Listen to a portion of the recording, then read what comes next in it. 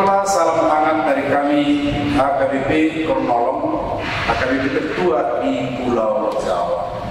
Bapak, Ibu, dan Saudara yang dikasihi oleh Tuhan Yesus Kristus, sebelum kita beristirahat malam, mari kita mendengar firman Tuhan.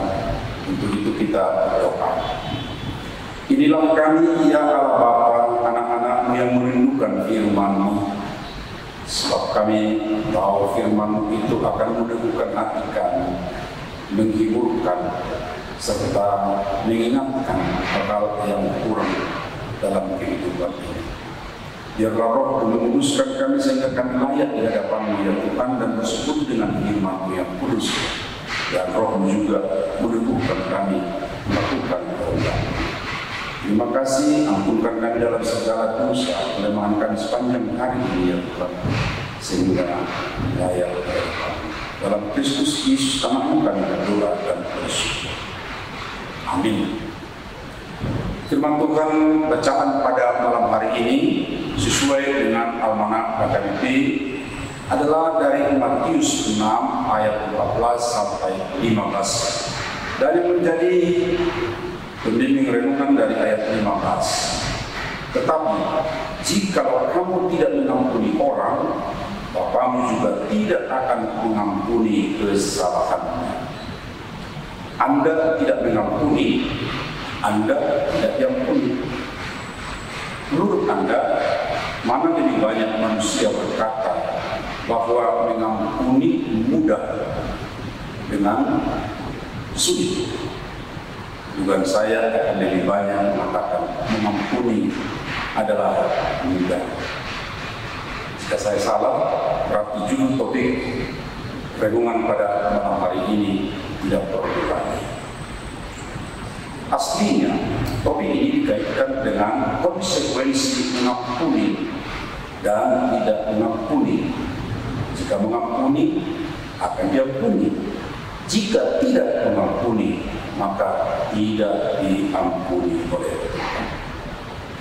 Mengampuni dari kata ampun berarti pembebasan dari tuntutan karena melakukan kesalahan atau kekeliruan, sama dengan memaafkan. Pengampunan berarti pemulihan kembali hubungan personal yang sudah tidak baik. Mengampuni adalah tindakan memaafkan orang yang bersalah. Jika ada pemahaman tanam tuai, sebenarnya yang paling tepat dihubungkan dengan pengampunan. Sebab Tuhan berkata, jika kita mau mengampuni sesama kita yang bersalah, maka Tuhan juga mengampuni kita. Bahkan dalam doa Bapa kami dikatakan oleh Tuhan Yesus, pengampunan kita kepada sesama merupakan syarat agar kita diampuni oleh Tuhan. Demikian juga katanya, dan ampunilah kami akan kesalahan kami, seperti kami juga mengampuni orang yang bersalah kepada kami. Mengapa kita lebih dahulu mengampuni sesama, baru kita diampuni oleh Tuhan? Apakah pengampunan dari Tuhan harus dibeli tanda petik dulu dengan kesediaan mengampuni orang lain? Pikiran ini harus kita jauhkan, kita harus buang. Sebab kita bukan memberi pengampunan Tuhan dengan mengampuni sesama dulu. Pengampunan kita terhadap sesama adalah respon positif kita kepada pengampunan Tuhan. Bukankah Tuhan lebih dahulu mengampuni manusia berdosa dan memberikan keselamatan dalam Yesus?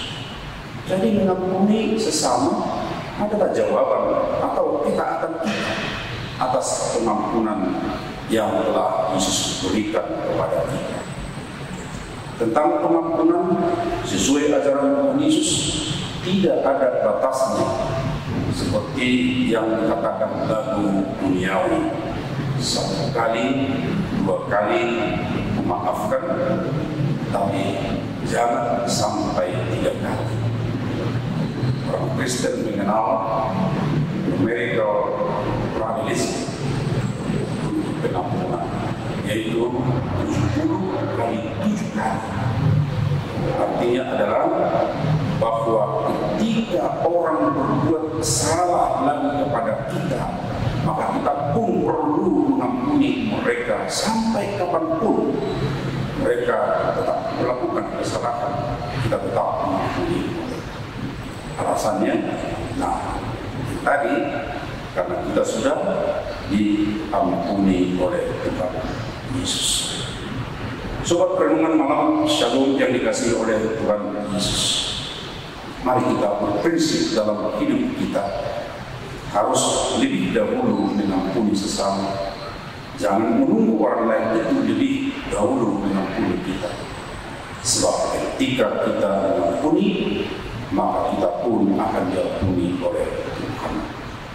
Amin. Terima kasih atas pengampunan-Mu ya Tuhan, dan kuatkan kami di dalam Roh-Mu untuk senantiasa lebih dahulu mengampuni kesalahan teman-teman yang bersalah, dan tidak menunggu mereka lebih dahulu memaafkan kesalahan kami.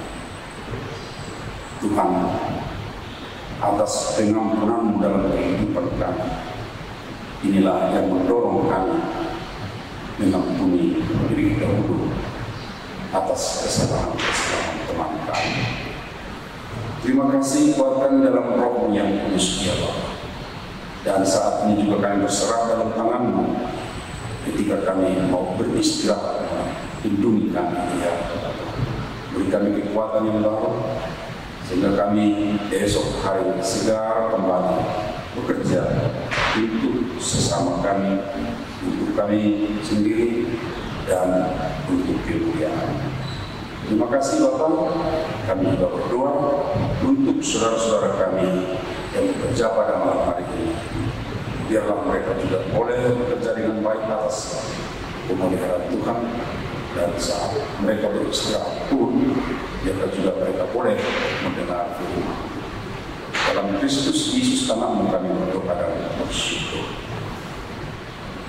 Anugerah Tuhan Yesus Kristus, kasih setia Allah Bapa, serta persekutuan dengan Roh Kudus menyertai kita sekarang sampai selama-lamanya.